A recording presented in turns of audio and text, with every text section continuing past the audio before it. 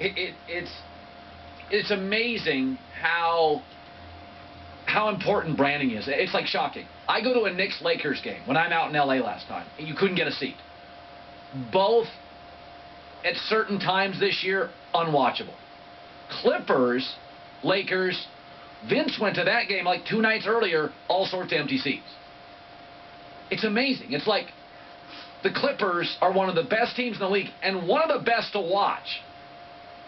Play the Lakers, empty seats. The Knicks, because of their brand, the Lakers-Knicks feel the sub-500 magic, packed. UConn is a powerhouse. Well, by the way, you just saw another reason why the rating may have been lower. One. Everybody talks about Syracuse. The NASCAR how many national race. titles? One. What time Everybody that was talks about at? St. John's Louis. 0. That was yesterday. UConn's now got 4. And doesn't move the needle. Doesn't move the needle. I seriously doubt it was WrestleMania. It's like sometimes I'll just you see stuff in life and you're like, I'll give you a great example. Just to show you how college basketball, and I thought this tournament was great, and I think this tournament every year is really interesting. To show you the difference between college football and college basketball, think of this. UConn now has, between men and women, I think it's 12 championships in about 15 years. They are absolutely the dynasty in college basketball. You bring them into a conference, you get a dominant men's, women's basketball. Nobody wants them. They're in something called the AAC, which I thought was something once you turned 50, they sent you magazines. I mean, an insurance company, I don't even know. Texas A&M, they make money in football.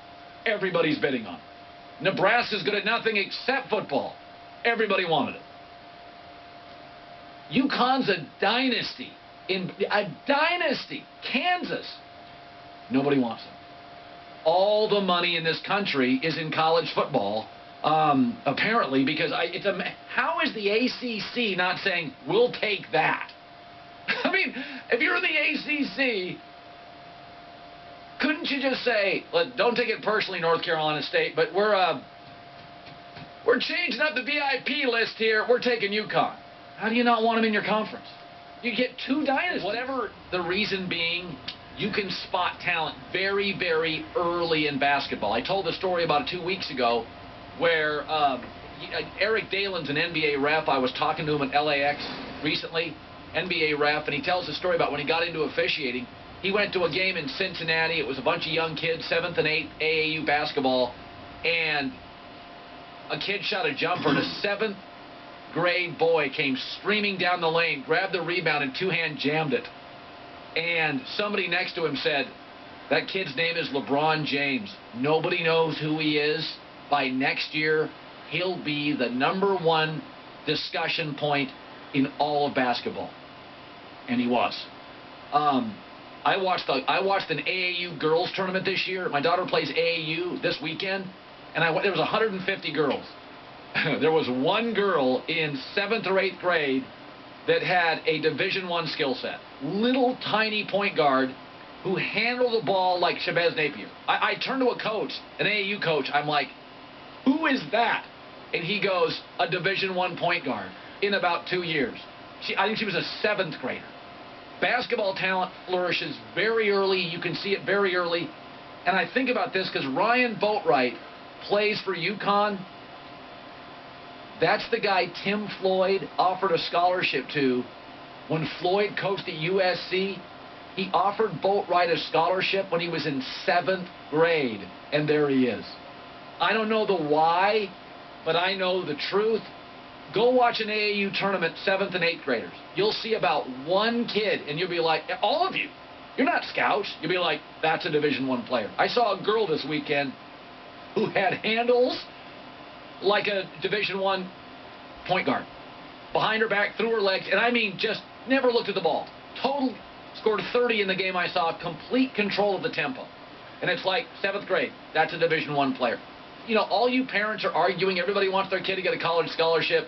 The truth is, it's really hard. It's really hard in basketball. So there's rumors that John Calipari is going to take the Lakers job.